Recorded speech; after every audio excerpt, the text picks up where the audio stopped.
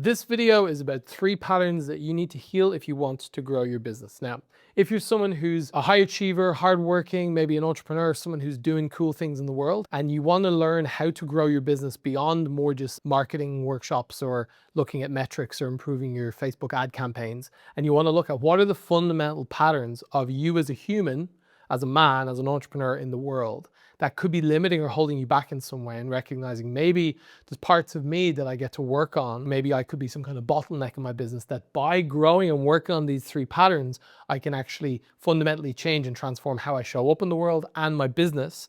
Then this video is going to be really helpful for you. My name is Pete, and all of this comes from working with some of the absolute top entrepreneurs in Europe and guys who've sold companies for hundreds of millions of euros.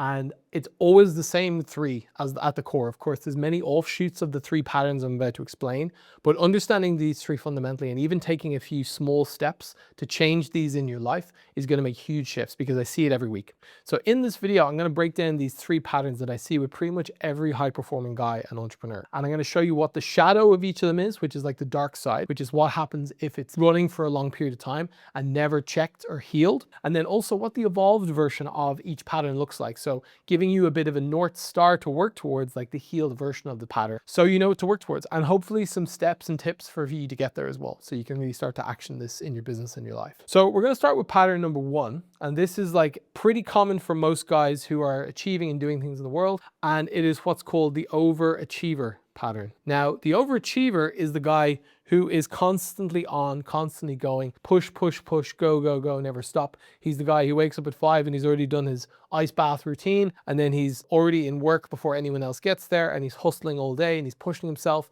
and he's drinking 10 coffees to keep going. And then he's at the gym at night pushing himself there as well. And Sundays are for 12-hour work days as well.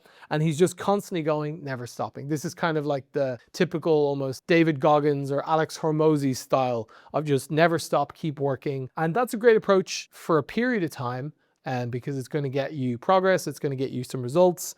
It's better than sitting around the couch doing nothing. But of course, there is going to be some costs to this as well. Cost of the overachiever, first of all, is he is eventually going to, after a lot of stress and massive chronic stress, so constantly being under pressure and needing to use all sorts of external things to manage that stress, he's eventually going to have some kind of burnout or crash. So this overachiever pattern, you can kind of get away with it for many years, particularly when you're a bit younger, but at some point this pattern is going to catch up and it's going to make you pay. It's pretty brutal when it does. So I did another video on this, and I describe it to driving a car on a highway at 200 miles an hour and your gas tank is in the red. Okay, the video is called Running from the Tigers. And it's like at some point you can either choose to pull over the car and fix your engine, or the engine's going to blow up and then you don't have a choice. So that's typically what I see over here. The guys that just can't switch off are just pushing, pushing, pushing, and then it leads to some kind of pretty brutal crash where they need to stop and look at themselves. So we don't want that for you. I want you to not have that experience. And even on the short term, this chronic stress that you can be experiencing, that we kind of normalize as entrepreneurs, but it really doesn't have to be normal. There is actually another way. That's the first one and the cost of the first one. But before I go into the solution, I'm going to explain the other 2 patterns and the cost of them as well. So the second pattern we're going to look at here is going to be the perfectionism pattern. Okay, so the perfectionist is the guy who is basically constantly focused on doing everything perfectly. Okay, so every single detail has to be right. Every piece of work that he puts out needs to be the highest possible standard. And it's also about setting crazy big goals. Okay, so saying whatever it is, I'm going to achieve way more than I ever thought possible. And that just becomes the baseline, the standard. And everyone who works under him knows all about this as well, because his standards are just so high, okay? And it needed to be done yesterday, and it needed to be done at an A+++ standard. And that's just the baseline for the perfectionist. Anything less is completely unacceptable. Now, again, this can be very helpful in a business context because it makes you really productive and really good at doing things to a high standard, which will be rewarded in the marketplace. So a lot of guys who have this don't want to necessarily just throw it away, because they feel like, well, that's kind of like my superpower, that's my strength, why would I get rid of this? But ultimately, at some point, you need to recognize that there are also some costs to this one as well. So For the perfectionist, the cost at some point is going to be basically control, okay? Because he needs to be in charge of everything. So he finds it very hard to delegate to anyone. He finds it hard to trust anyone else with doing the work for him because he needs to just grip onto everything, because if he doesn't do it, then no one will do it. So that leads to a lot of being switched on all the time, but also controlling. And then with that in mind, there's ultimately a limitation that's placed on him because he finds it very hard to put out work that isn't at this perfect standard. So he almost doesn't even try things or go for things because of this crazy high standard he's set. Because if it's not perfect, then he can't do it. And if he doesn't think it's possible to immediately be great at something, he might find it hard to even start.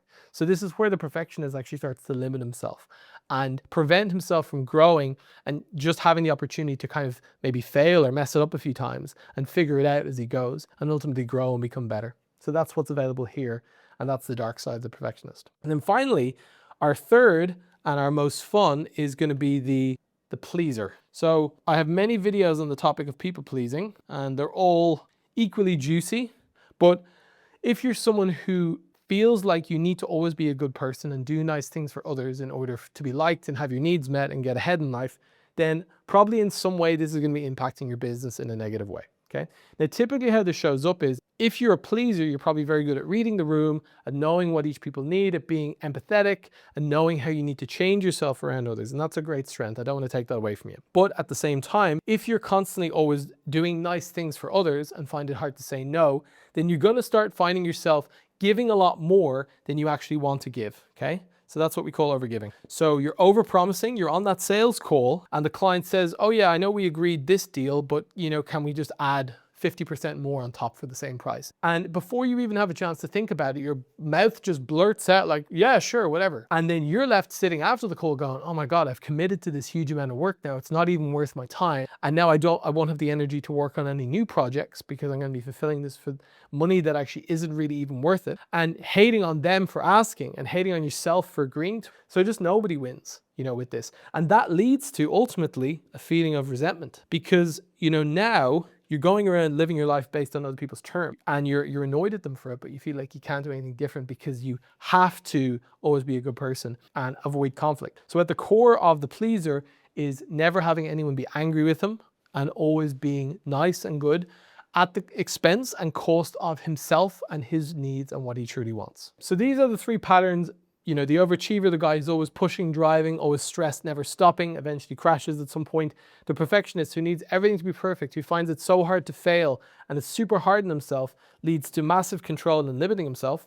And then of course we have the pleaser who overgives and builds up resentment as a result. So if any of these resonate with how you do business or how you operate in your company, then it's just recognizing that there's positive traits to each of these patterns, like we mentioned in each one, and they all have their strengths and they all can be supportive. But what we would like to do is ultimately to find what's called the healed version of each, or the light version. So what that means is we can take the best parts of it and leave the rest. So we want to get rid of these costs, but ultimately kind of like, if you've got like a Pokemon, we want to evolve from that basic Pokemon level into like the more evolved version. Basically, it has all the best qualities of the earlier version, but it's actually better able and it's more powerful basically, and it's better able to apply the strengths and let go of the costs and the weaknesses. So when we think about the healed version of each of these, we want to look at what does it truly look like when I transform or transmute any of these patterns into a better version of it. Okay, so we take the best, leave the rest. So for the overachiever, what would the healed version of the overachiever look like? Well,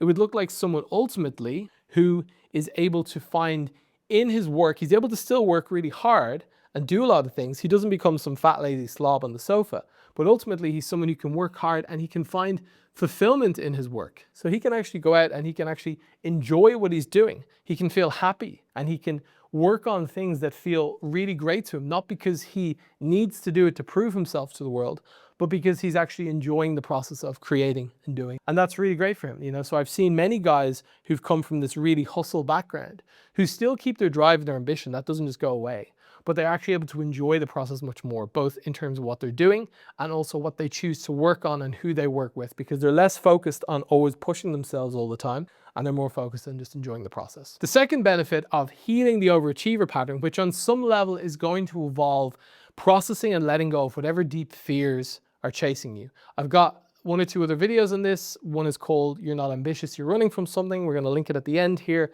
And that's a great video for understanding what are the things driving the overachiever pattern. So check that video out after this one. But in general, what we want to say is typically what looks like ambition is typically some kind of deeper fear that's driving us from behind. So that fear is the thing that would push us into the burnout.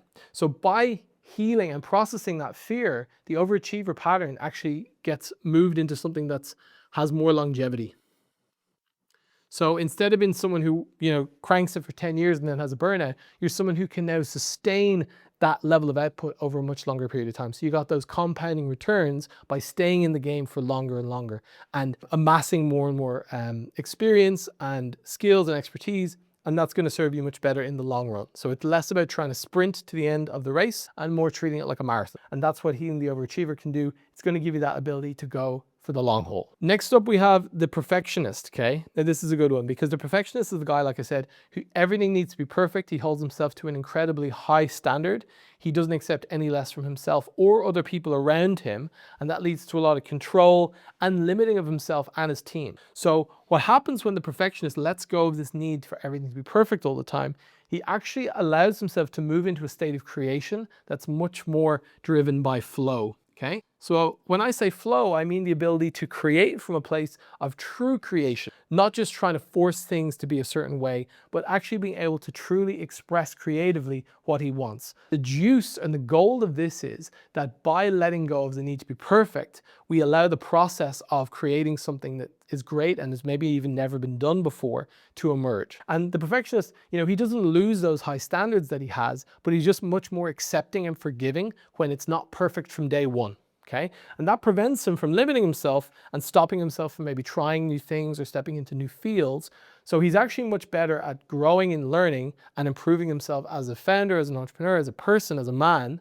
And that leads to just much more enjoyment of the process, as well as getting into this flow state. The other thing that happens when the perfectionist starts to heal that pattern is he becomes way more trusting of the process, trusting of himself, trusting of his team as well. He's able to delegate much better. He's able to give tasks to others because he recognizes this doesn't always need to be perfect. I trust other people to also find their way, just like I trust myself to find the way.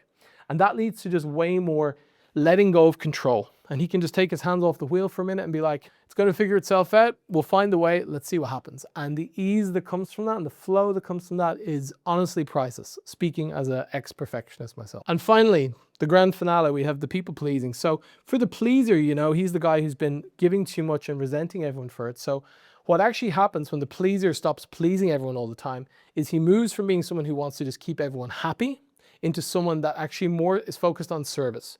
So the pleaser, the healed version of the pleaser, doesn't suddenly become this, crazy, arrogant, selfish person, but he actually moves more into delivering what's needed. So he's actually serving himself and serving others at the same time. So he'll only cut a deal if he knows it's mutually good for everyone, not at the benefit of others and at the expense of himself. But he still wants to show up and really help people, but he's also more willing to not avoid conflict and to say the hard thing that they need to do, which means he's going to get further ahead in business. And the other thing is because he's not giving his time and overgiving all the time and getting underpaid for it, he can actually start to actually grow. So one of the most amazing things I've seen with previous pleasers is when they actually start to set boundaries and know their worth and, be willing to step into challenging situations and to ask for what they deserve. They start to grow their business really damn fast because they realize the main limitation wasn't the customer base or their lead list or their offer. It was actually just their own internal limitation that was holding them back from ever really going for what they want. And they were limiting themselves by the nature of always needing to be pleasing and always needing to be a good person. Each of these patterns has their own journey forward, and that's for like a deeper or another video. In general, if you want to go deeper into these topics, there's, you can watch more of the videos on the channel. I'd suggest subscribing to the channel as well. These are the kind of videos I put out. I actually have a bunch of different videos on each of these topics individually. The main thing to take away, if you're someone who's, living some versions of these patterns in your business or your life, is you might think these are like personality traits or this is just who I am. And all I'll say is these are just patterns that you have been playing out again and again, and they can be changed and they can be adapted, and you can take the best and leave the rest. And that's what I want for you. And what I've seen time and time again with my clients is when they start to transform or transmute these patterns, their experience of life and business gets way more easeful and enjoyable. So that's what I really want for you as well. So thanks for watching this video. I'll see you in the next one, and have a good one.